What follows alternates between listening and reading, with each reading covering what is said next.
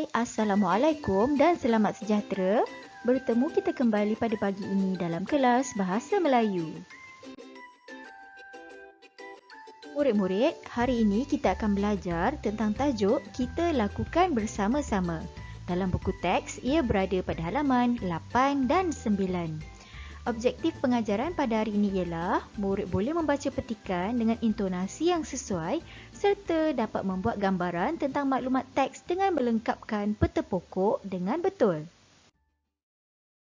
Baiklah murid-murid, sila rujuk muka surat 8 dan kita akan baca bersama-sama. Murid-murid tahun 4 Harmoni telah diminta oleh guru mereka untuk mencari maklumat tentang aktiviti masyarakat yang prihatin di Malaysia. Mereka diminta membentangkan maklumat yang diperoleh kepada rakan-rakan sekelas.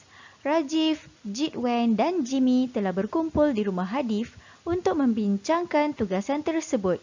Mereka melakukannya bersama-sama.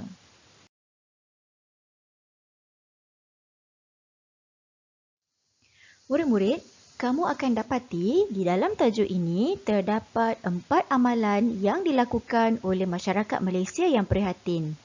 Amalan yang pertama ialah seperti tajuk ini, rumah terbuka. Jadi, mari kita baca bersama-sama dan cikgu minta kamu untuk mengenal pasti apakah faedah amalan-amalan murni yang dilakukan oleh masyarakat Malaysia ini. Yang pertama, rumah terbuka. Amalan rumah terbuka merupakan satu cara masyarakat di negara ini bergaul antara satu sama lain. Dengan menghadiri rumah terbuka, masyarakat yang berbilang bangsa di negara ini dapat berkenal-kenalan dan beramah mesra. Amalan kunjung mengunjungi juga dapat mengeratkan hubungan silaturahim. Cikgu percaya kamu juga tentu pernah pergi ke rumah jiran-jiran sempena rumah terbuka, betul kan? Baiklah. Kita tengok amalan yang kedua pula, iaitu usung rumah. Cikgu percaya ada di antara kamu yang tidak mengetahui apa itu amalan usung rumah. Amalan mengusung rumah dilakukan untuk memindahkan rumah ke lokasi baharu. Biasanya dijalankan di kampung. Kalau di bandar rumah batu, kita tak boleh mengusung rumah sebab binaannya berat. Okey? Jadi cikgu sambung. Amalan ini menjadi satu budaya masyarakat tradisional di negara ini. Amalan mengusung rumah menunjukkan masyarakat yang sangat prihatin sesama jiran tetangga. Mereka mencari buluh di hutan bersama-sama. Kemudian mengikat buluh-buluh di bahagian bawah rumah.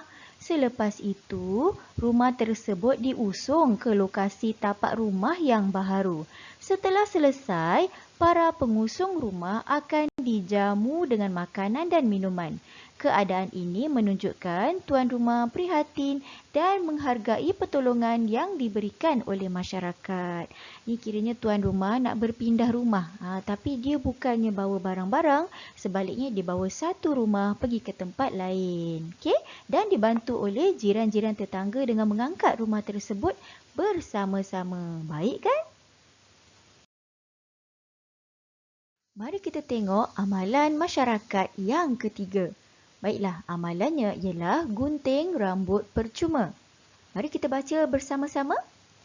Perkhidmatan gunting rambut secara percuma meringankan beban ibu bapa.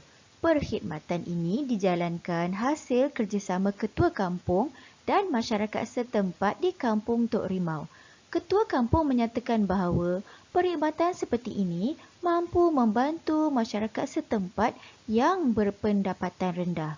Usaha ini membuktikan penduduk kampung tersebut mengambil berat tentang kebajikan sesama mereka. Bagi mereka, berat sama dipikul, ringan sama dijinjing. Ini adalah satu peribahasa, maksudnya kita buat kerja bersama-sama. Kalau kawan kita susah, kita sama-sama susah. Kalau kawan kita senang, kita sama-sama senang. Jadi gunting rambut percuma ini adalah satu amalan yang baik kerana kita menunjukkan rasa prihatin terhadap jiran tetangga yang mempunyai pendapatan yang rendah, yang kurang berkemampuan. Seterusnya, amalan yang keempat iaitu gerobok rezeki. Gerobok rezeki ni, gerobok ni ialah almari. Okey, jadi mari kita baca bersama-sama. Gerobok rezeki ini terdapat di beberapa buah masjid dan surau. Gerobok rezeki ini ditempatkan di bahagian luar masjid atau surau. Agak-agaknya kenapa diletakkan di bahagian masjid atau surau? Sebab orang ramai boleh pergi ke sana. Baik, kita sambung ya.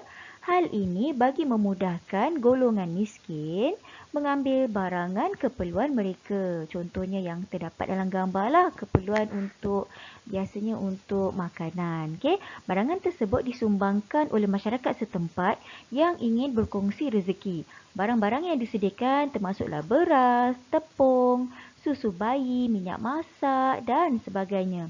Gerobok rezeki ini menunjukkan bahawa masyarakat yang di negara ini prihatin. Betul ya, masyarakat Malaysia adalah masyarakat yang pemurah dan sentiasa menderma untuk golongan orang-orang yang susah. Baiklah murid-murid, dapat tak kamu mengecam 4 amalan masyarakat prihatin yang kita dah baca tadi? Okey.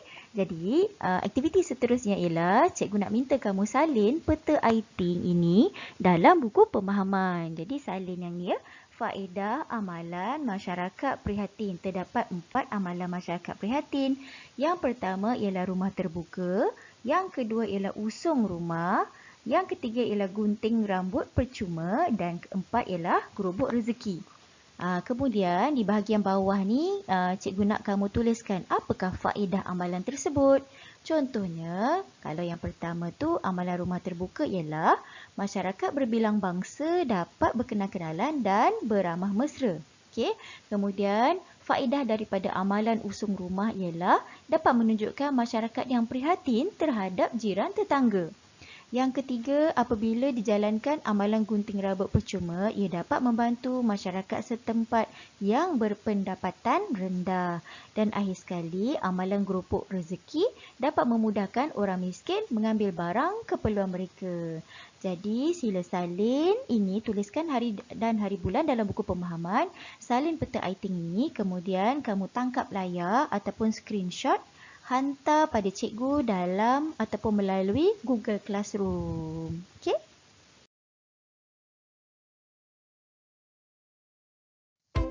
Okey murid-murid, sekian saja pelajaran kita pada hari ini. Terima kasih. Semoga kita berjumpa lagi dalam kelas akan datang. Bye.